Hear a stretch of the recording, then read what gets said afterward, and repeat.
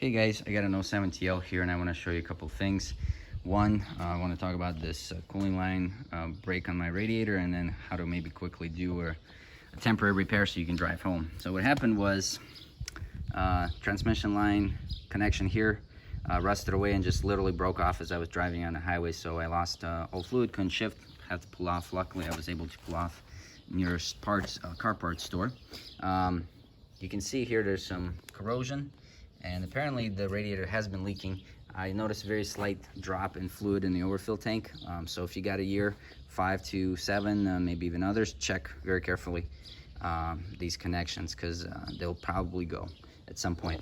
One thing to note when you do get a replacement part is that your temperature sensor housing looks like this. You see that little indent in there? That's for an O-ring. There are parts out there that look exactly the same in every other aspect except for that. Okay, for removal of the radiator, you can see a bunch of other videos out there, but I'll just do a quick rundown. I had to remove the plastic shroud here and here, and I would also take this out. I already put this all back together, but this needs to come out, otherwise you're gonna have a hard time getting the fan shrouds through. You can, but it's kind of a pain. The other thing to take out is this bolt, so this relay can be moved out of the way, and you have an electrical connection here for the fan, and then a wire down there for the AC compressor, and there's another wire at the bottom of this for the other fan and the 2 cooling lines. After you remove this and this bracket, the whole radiator assembly will come out along with the shroud and the overfill tank. You don't need to take that off.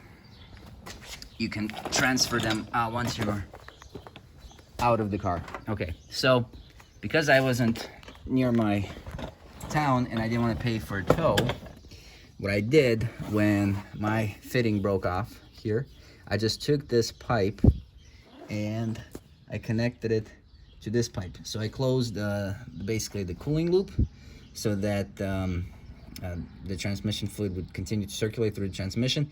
I refilled it with the appropriate fluid. I was able to go to a Honda store nearby, dealership there had some, put it in and drove it home. The tools I got from Advanced Auto Parts, they rent you tools, so you can do that. If you cannot get this hose over to this connection, the other option is to disconnect this hose and connect it to this hose using whatever was left of your connection here. In my case, it broke off, so I was able to just keep this connection here and then reuse the other half to join the 2 lines. But you got to be careful so that the line doesn't slide out. This is what the part looked like. I was able to actually file away. I used the saw and cut off, like a hand saw, because that's all I had with me, to cut off whatever the remainder was there, and just use this piece to join the 2 rubber hoses. So that's up to you if you want to try that, but I was able to drive it. Just because this is a smooth connection, you really want to make sure that the clamp is on there good. And if you got another clamp, I'll maybe put one in there just as extra. And don't do hard deceleration, because that puts extra pressure through those lines. So anyway, that's it.